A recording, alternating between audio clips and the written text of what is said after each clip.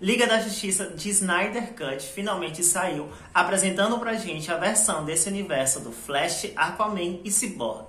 Mas será que essa apresentação foi bem feita? Os personagens estão fiéis às suas contrapartes nos quadrinhos? Eu sou Kaique Almeida e esse é o Te Digo Nada.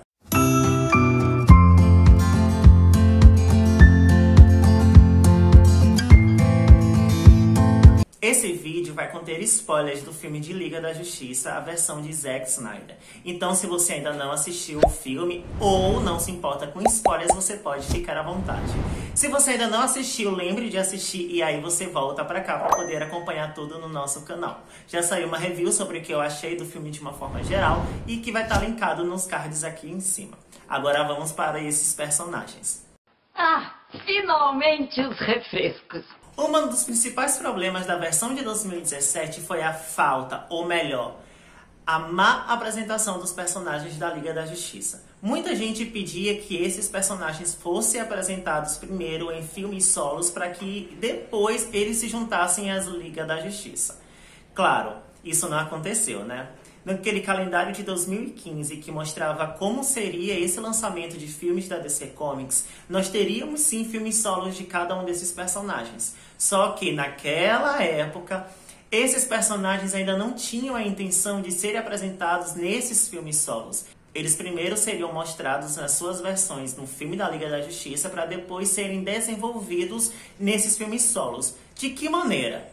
O filme que a gente viu que finalmente saiu agora estava mostrando esses personagens, um pouco de seus dramas, um pouco dos seus núcleos de personagens, para que isso formasse ganchos a serem desenvolvidos nos filmes solos deles. E a gente conseguiu ver isso de uma forma bem legal. Consegue distinguir? Vamos falar primeiro do Flash. Nos quadrinhos já existiu diversas versões do Flash, inclusive versões que já fizeram parte da Liga da Justiça. Temos o Barry Allen e também temos o Wally West. Barry Allen, ele é essa versão que está no filme da Liga da Justiça. Ele é um pouco diferente da sua contraparte dos quadrinhos. Enquanto que nos quadrinhos nós já temos um Flash bem mais desenvolvido e maturo quanto até a sua própria fase de super-herói, aqui na Liga da Justiça temos um herói ainda em formação.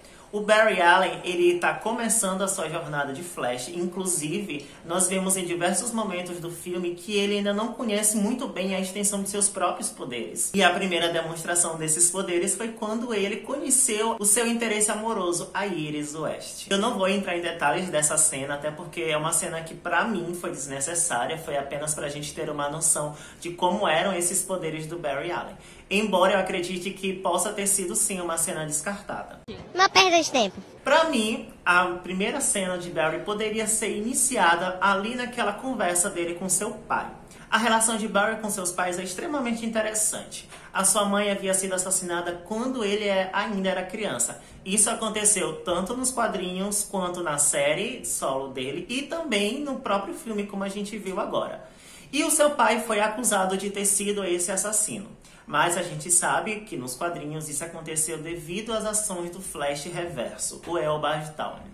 Por muitos anos, Barry acabou ficando muito fixado nessa história de tentar solucionar o que aconteceu com a morte da sua mãe. Então ele acabou querendo seguir a carreira criminal e ele se tornou de fato um perito criminal nos quadrinhos. E a gente vê aqui no filme esse desenvolvimento dele para entrar nessa carreira. Claro que o pai dele não queria que ele ficasse assim, ele queria que ele seguisse em frente, assim como eu acredito que todo pai quer que seus filhos sigam. Então, ele ao ver o seu filho sempre preso naquele passado, na tragédia que aconteceu naquela família, ele só queria que seu filho seguisse em frente e deixasse o passado para trás. E o apoio que ele dá para o Barry não seguir aquelas carreiras menores, porque ele sabia que o seu filho era o melhor dos melhores. Então, ele dedicar a sua vida para aquelas carreiras mais baixas não era justo para aquele seu filho. Então, ele vai e deixa aquela mensagem para o seu próprio filho, de moldar o seu futuro e parar de viver no passado. Agora é hora de seguir em frente. Você entendeu, velho? Outra coisa interessante é que o Barry, ele não tem um núcleo de personagens tão grande assim. Por exemplo, quando ele recebe o convite de entrar na Liga, ele simplesmente aceita de imediato o convite de Bruce e diz que ele precisa de amigos. Então a gente vê o quanto que esse personagem, mesmo bem-humorado, mesmo feliz o tempo todo com a tragédia que aconteceu com essa família, ele se vê motivado em entrar imediatamente naquele grupo sem saber como seriam as consequências. Ele apenas queria entrar. E quando nós temos a primeira missão da Liga naquele túnel, bem, como esse herói em formação, ele não é acostumado ainda a lutar ou a bater. Ele estava lá como um escudo, uma proteção para aqueles civis e queria retirar eles de imediato daquele local para que eles não fossem machucados. E ele conseguiu fazer isso de uma forma bem legal, usando dos seus poderes de uma forma bem inteligente, retirando aquelas pedras que iriam cair em cima deles. Mas a cena que mais combina com o Flash, que faz jus muito a ele, foi a da cena final, quando ele volta no tempo. Mas mesmo o filme mostrando esse Barry extremamente bem-humorado e que às vezes chega a quebrar o clima do filme, por ser esse alívio cômico, a gente vê que ele é inteligente. Foi ele que deu a ideia para a Liga sobre usar a sua energia para ativar a caixa materna que iria ressuscitar o Superman. Então, de todo modo, ele não foi tão mal utilizado assim no filme. Sobretudo, na batalha final contra o Lobo da Steppe. Foi ele que utilizou de seus poderes ao lembrar de que ele é o melhor dos melhores. Ele é o Flash. E assim, ele consegue utilizar melhor da extensão de seus poderes e voltar no tempo em alguns milésimos de segundo, ao suficiente para que a ativação, a sincronização das caixas maternas fosse desfeita.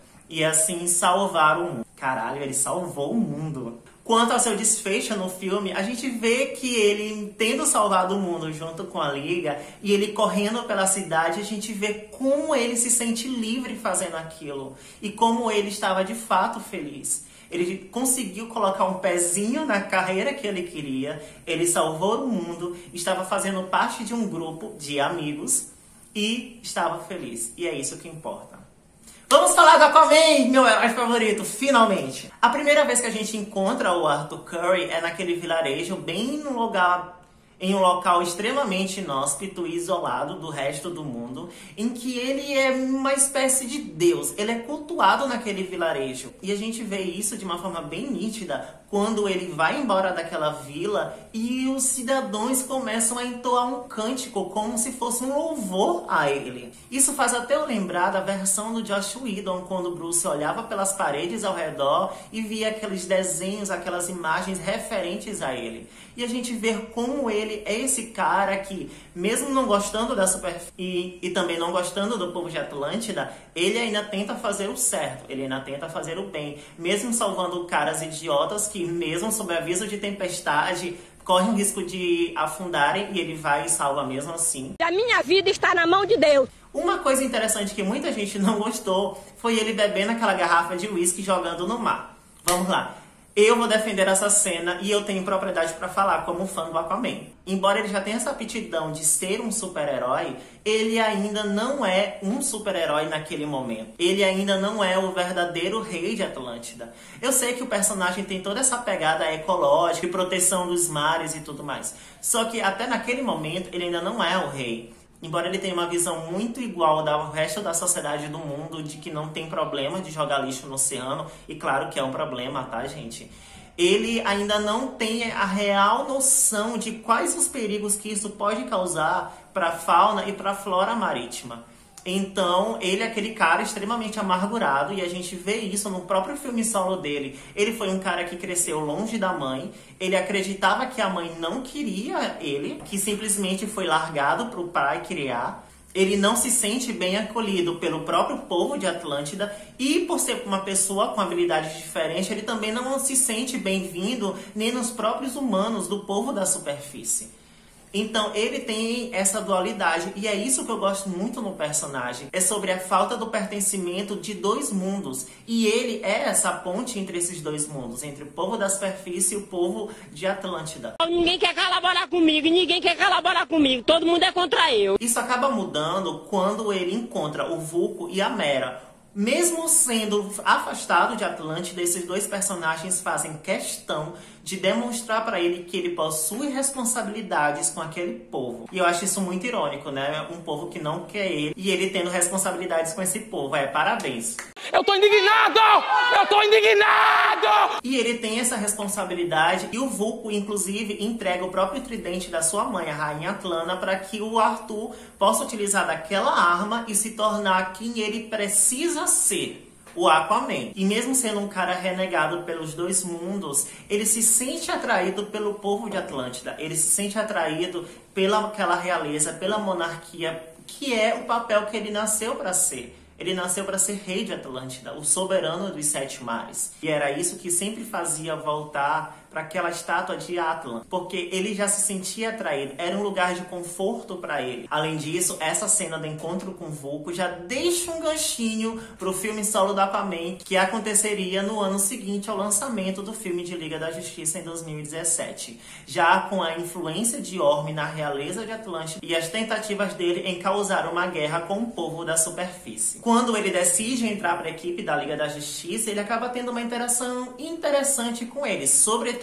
com Diana, sendo de povos totalmente diferentes. Ele, um Atlante, e ela, uma Amazona. E aqui nós vimos que esses dois povos já eram povos inimigos entre si, que já tinham travado guerras algumas vezes durante os anos. Eles conseguiram se entender bem, apesar dela não ter gostado de início dele ser um Atlante. E eu gostei da interação dele com os outros personagens, muito diferente do que foi nos apresentado na versão de 2017. Aqui ele se diverte lutando, ele surfa com os parademônios, e mesmo ele estando em um ambiente totalmente diferente do dele, que foi aquele ar, ele voando com os parademônios, ele conseguiu lidar muito bem naquela situação, utilizando daqueles inimigos a seu próprio favor. E eu, como fã do personagem, eu fiquei extremamente feliz da forma como ele foi feita. Eu acho que foi uma forma extremamente respeitosa de trabalhar o personagem e que faz muito jus a ele. É claro. E é claro que eu não podia deixar de lado o coração da Liga. Victor Stone, o nosso menino robô Cyborg. Ele, inclusive, foi até descrito como o coração da Liga, e não foi à toa que ele foi descrito dessa maneira. É ele que traz toda a carga dramática e emocional que o filme estava precisando ter. Sendo que eu sou justiceira. Cyborg foi um personagem criado por Marv Wolfman e George Pérez para ser um dos integrantes da equipe Os Novos Titãs, junto com Ravenna e Stellar. Ele é um personagem extremamente complexo e a gente pode ver aqui no filme a forma como ele é complexo. Ele era um garoto extremamente promissor, inteligente, com QI de gênio. E apesar disso, ele se dava muito bem nos esportes. Mas não era somente isso que o tornava um garoto especial. O seu coração também era extremamente gentil e bondoso. E com a tragédia que aconteceu com a perda da sua mãe, somado à forma como ele próprio se via como um monstro, Cyborg é um personagem que não se via mais como humano. E isso a gente vê não somente nele, nesse filme ou nos quadrinhos, mas em diversas outras aparições dele em outras mídias, como na animação de Os Jovens Titãs e também o próprio Cyborg da série Patrulha do Destino. Ele se vendo daquela forma, perdendo mais da metade do seu corpo e com aquele corpo robótico, ele prefere estar morto do que naquele estado, mesmo renegando todos aqueles dons que ele recebeu nesse novo estado. Tô triste, não tô feliz. E tudo isso muda quando ele acaba encontrando Diana, que ela tenta convencer ele a entrar na Liga e contando até um pouco da sua própria história. Ela também foi uma pessoa que havia se fechado para o mundo após a morte de Steve Trevor, e que ela precisava e que estava tentando se reabrir para esse mundo, precisava tentar voltar a viver, e era isso que o Vic também precisava. E após o seu pai ter sido sequestrado, ele entendeu que ele precisava fazer sim alguma coisa. Porque ele é esse cara que, mesmo tendo se fechado, mesmo com esse trauma que aconteceu na sua vida, ele ainda quer fazer o bem. Eu sou uma pessoa muito inteligente. E é isso que dá o peso de suas responsabilidades. Ele, com todo esse maquinário, no mundo digital em que vivemos, em que todos os nossos dados, as nossas vidas estão no controle hoje de máquinas e computadores, ele é esse cara que tem o poder de basicamente toda a população do mundo. E é esse o desafio de ser um super-herói para ele. Não é o poder do que ele pode mudar do mundo, e sim o desafio de mudar ou não o mundo. É esse o peso de sua responsabilidade. Quando ele tenta criar um futuro, uma vida melhor para aquela mãe solteira daquelas crianças. E quando o Silas acaba sendo sacrificado para poder sinalizar aquela caixa materna, ele vê que ele perdeu já tudo. Já perdeu a mãe, ele já não tinha uma vida que ele gostava de ter. Então ele precisava se sacrificar para poder sincronizar e destruir a unidade por dentro, mesmo que isso tirasse a sua vida. As pessoas me massacraram, eu fui muito massacrada. E tendo já aquelas interações com a própria liga, com pessoas que estavam se importando com ele se via não mais como um garoto quebrado, como alguém que precisava de conserto, e sim como alguém que não estava mais sozinho. Alguém que tinha amigos, alguém que tinha uma nova família. E foi dessa forma que ele conseguiu vencer a tentação da unidade e poder quebrar ela de dentro para fora. Ah, morre, diabo! E o discurso de seu pai naquela fita cassete que a gente ouviu no final, já no epílogo, é certeiro para ele. Agora é hora de deixar o passado para trás, os traumas para trás, focar no hoje e pensar no futuro. Criar um futuro bom para si. É se juntar aos corajosos, é ser aquele super-herói que o Silas nunca tinha sido, mas que ele era. É sua hora de se levantar, de lutar, de sorrir, de viver. É deixar o luto para trás e poder seguir a vida em frente. Então, a forma como esses três personagens foram introduzidos no filme foi de uma forma extremamente satisfatória. Poderia ter sido reduzidas algumas cenas? Sim, poderiam. Mas eu acho que isso diminuiria demais o desenvolvimento desses personagens e a gente precisava desse desenvolvimento para eles três naquele momento. Sobretudo, já que o filme não tinha nada a perder sendo lançado diretamente por streaming, que problema tinha uma cena a mais ou não? Também, ó, filma ela em nome de Jesus. Então eu finalizo esse vídeo por aqui. Se você gostou desse vídeo, deixa aquele like maroto aqui embaixo. Não se esqueça de se inscrever no canal e de ativar o sininho para as notificações. Essas são minhas redes sociais passando aqui por baixo. Eu vou continuar falando mais sobre Snyder Cut, sobre mais teorias, explicando inclusive o epílogo. Não se esqueça de ficar sempre atento no canal e nas minhas redes sociais para saber quando isso será postado. Eu agradeço a vocês que me acompanharam até aqui. A gente se vê no próximo vídeo. Até mais!